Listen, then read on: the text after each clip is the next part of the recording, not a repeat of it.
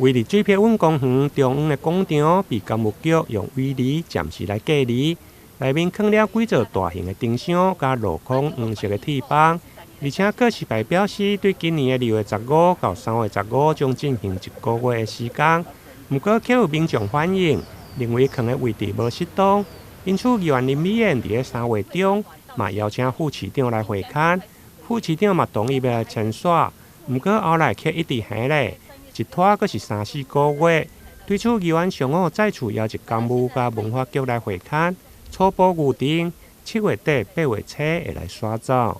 告示牌上面看得很清楚，它的施工日期是2月15到3月15。那这个段时间，在3月16的时候，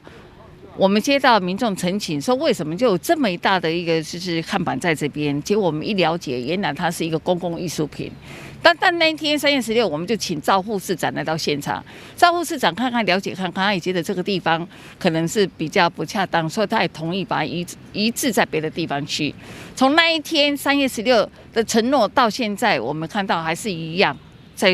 换置在这边，所以有很多在那边运动的一些朋友市民就觉得说，为什么他都是换在这边，造成他们在运动的空间会被排挤到，包括压力，因为它太大了压力，所以我们也要求相关单位，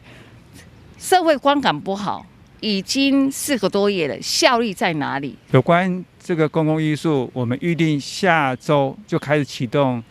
移置的动作。那大概会在8月最慢在8月中旬前会完成移走。那如果可以的话，我们也把它赶在7月底，能够把它顺利能够完成这个移走的工作。后来经过文化局的证实，该大型的装置艺术原本是去年底到今年初，伫美术馆的户外展出的一心一意大型的剪纸艺术装置，是艺术家杨世义的作品。因为作品悬有6公尺，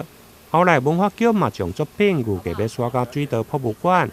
预计7、8月份就会用个签刷完毕。台南新闻林根采访报道。